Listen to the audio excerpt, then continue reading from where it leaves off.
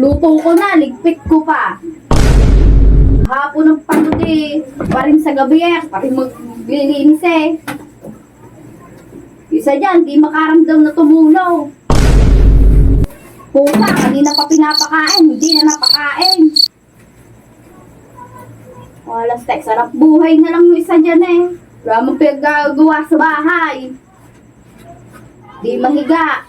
Tumuligpitin dito. Tinututong na. CCR, hindi malinis. Araw-araw ginagamit. Mga hindi marunong magbuhos. Ko. Sila lang araw-araw nasa bahay eh. Hindi man lang malinis tong CR. Ang gigitata na dito. Gamit na lang ng gamit. Hindi na hindi na nililinis. Lilinisin ko sana yan. Sana, di sana kanina mo pa ginawa. Puro ka sana.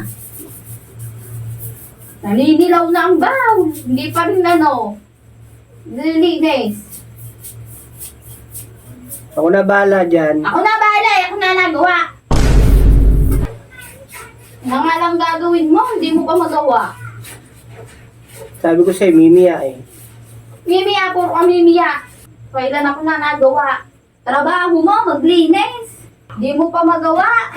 Lahat ng inuutos sa'yo, wala ka namang nasusunod eh. Totong kama. Gabi na't lahat, hindi pa nalilinis. Hihigaan na lang ulit eh, hindi na tinitiklo.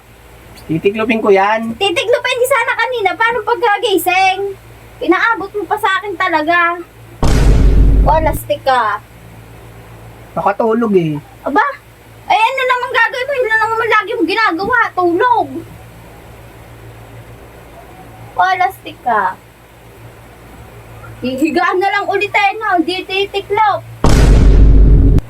Titiklopin ko yan. Sana kanina mo pa ginawa. Hinintay mo pa akong dumating. Hinintay mo pang ako pa maglinis. Alam mo, hirap na ako eh. Pa rin, kaya ang kama, hindi na nalinis. Kakahiya pag may puputang tao. Sabihan, ang dumi. Huwag mo linisin. Eh, nako, huwag linis eh. Kaya namamaho ang eh. Alam ng maraming eh, pag may pumuntang tao, sabihin ni mapupulaan pa. Ito pa, itong mga tiklupin. Dito pa rin. Titiklopin ko yan. Ko, sana kanina mo pa ginawa. Parang walang tao dito sa bahay eh. Kung ano yung inalisan ko, yung parindadan ng kuwe. Lastek. Ako na bahala dyan. Bahala. Halo-halo na nandito. Kanina pa sa'yo pinatitiklop, hindi mo pa rin titiklop. Araw-ano walang Huwag mong tao. pakalaman yan. Ay, bakit naman? Sana kanina mo pa ginawa. Gagawin ko naman yan eh. Gagawin.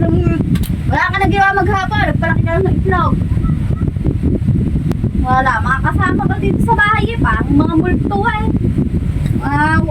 Hindi mga nagalaw. Walang pusa eh. Galaw ka ng galaw eh. Reklamo ka reklamo.